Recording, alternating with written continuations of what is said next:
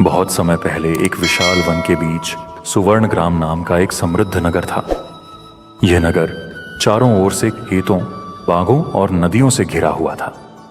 यहाँ के लोग मेहनती और समय के पाबंद थे। सुबह होते ही खेतों में हल चलने लगते, बाजार में दुकानदार अपने ठेले सजा लेते और महिलाएं घर के काम निपटाकर बच्चों को पढ़ाने बैठ जाती। इसी अनुशासन और परिश्रम के कारण सुवर्ण ग्राम खुशहाल बना रहा। इसी नगर से कुछ दूरी पर आलस्यपुर नाम का एक छोटा सा गांव था, जहां के लोग सुस्त और लापरवाह थे। वहां अक्सर कहा जाता, अरे अभी क्यों करें, कल कर लेंगे। धीरे धीरे इसी आदत ने आलस्यपुर को गरीबी और परेशानियों की ओर धकेल दिया। खेत समय पर नहीं बोए जाते, घरों की मरम्मत टलती रहती और समय की बर्बादी वहां की दिनचर्या बन चुकी थी। आलस्यपुर में नलिन और भद्रक नाम के दो मित्र रहते थे। नलिन मेहनती, दूरदर्शी और समय की कीमत समझने वाला व्यक्ति था, जबकि भद्रक टाल मटोल करने वाला और लापरवाह था। नलिन का खेत हरा भरा और उपजाऊ रहता, उसका घर मजबूत और व्यवस्थित था, जबकि भद्रक का खेत खरपतवार से भरा और घर हमेशा मरम्मत के इंतजार में रहता। एक दिन सुवर्ण ग्राम का व्यापारी व्यासचंद आलस्यपुर आया और चौपाल पर घोषणा की कि कुछ दिनों बाद वह लौटेगा और जो भी अनाज या वस्तुएं बेचना चाहे अच्छे दाम देगा।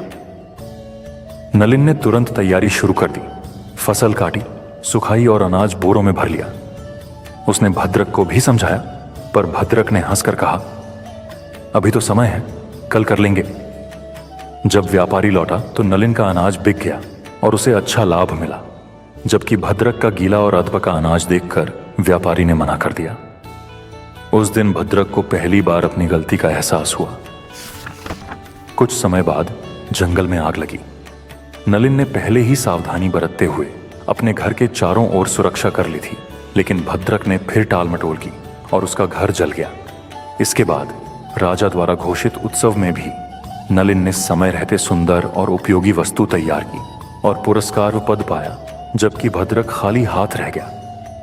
नलिन ने उसे समझाने के लिए कौवे और तोते की कहानी सुनाई और बताया कि जो समय की कदर नहीं करता वह नुकसान उठाता है। फिर भी भद्रक कल से बदलेंगे कहकर खुद को दिलासा देता रहा।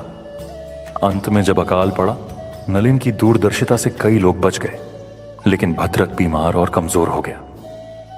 तब उसने स्वीकार किया कि समय की कीमत वहीं समझ पाया जब बहुत देर हो चुकी थी। नलिन ने कहा, समय नदी की तरह है, एक बार बह गया तो लौट कर नहीं आता। इसका सही उपयोग ही जीवन की सच्ची सफलता है। अगर यह कहानी आपके दिल को छू गई हो तो इसे उन दोस्तों के साथ जरूर साझा करें जो हमेशा अपने कल का इंतजार करते हैं। ऐसी ही प्रेरणादायक कहानियों के लिए चैनल को सब्सक्राइब करें और बेल आइकन दबाना न भूलें, क्योंकि अगली कहानी शायद आपकी जिंदगी बदल दे। धन्यवाद।